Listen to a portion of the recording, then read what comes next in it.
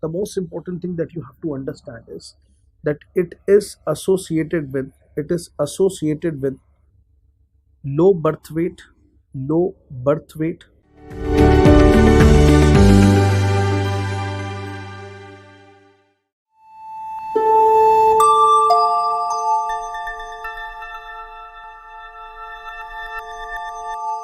esophageal atrasias. So let us start with that esophageal atresia.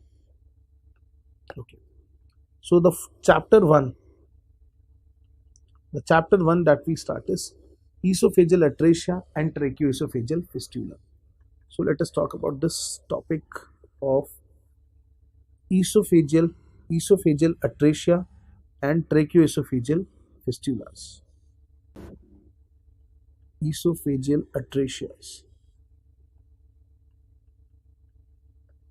and tracheoesophageal fistula. Now, when we talk about the concept of this tracheoesophageal fistula and the atracia, what are the important topics that what are the important things that we should be knowing about them? Yeah, let us try to understand.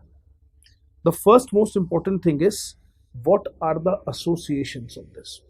So miscellaneous points about this. Miscellaneous. The most important thing that you have to understand is that it is associated with low birth weight, point number one. Then it may be associated with polyhydramnios.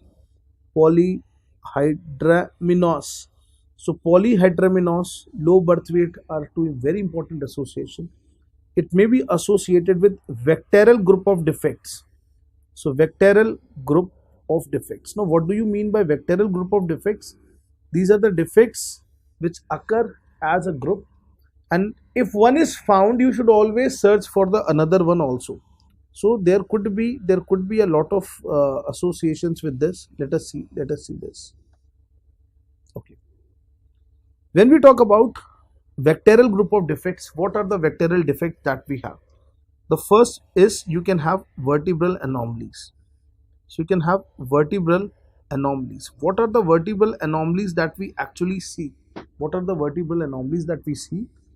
We see a very important like hemi or maybe absent vertebra. Hemi or absent vertebra. This is important. Hemi vertebra or absent vertebra. Hemi vertebra or absent vertebra. Next is the other defects that we can see is A stands for anorectal malformation. Anorectal malformation.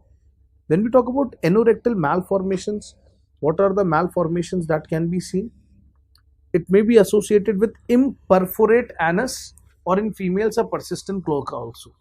So imperforate anus or a cloaca, persistent cloaca. There may be other also like rectoperineal defects, rectovestibular defects, yes, rectobulbar defects. There are a lot of defects. We will see that when we go to this anorectal malformation in depth.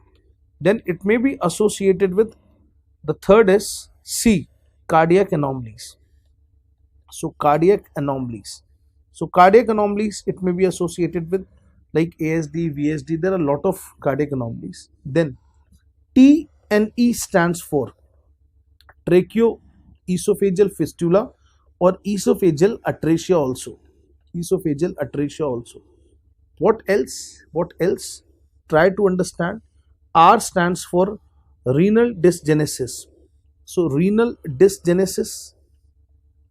And then L stands for limb defects. When we talk about the limb defects, here also you might get a question. What is the most common limb defect? Answer is radial limb hypoplasia. Radial limb hypoplasia is the most important defect that you have to know. Radial limb hypoplasia. Let us see the others also. So we have radial limb hypoplasia, we have renal dysgenesis, we have tracheoesophageal fistula. Now when we talk about the genetic mutations, what are the genetic mutations which may be associated with? When we talk about the mutations, we have a classical subset of mutations here. What are they? Let us see. Mutations in CDH7, mutation in CDH7, mutation in NMYC, mutation in SOX2. All these have been asked in previous years. All these have been asked in previous years. So mutation in CDH7, NMYC, SOX2. They are all very, very, very, very important. Now let us try to understand the types of tracheoesophageal fistula.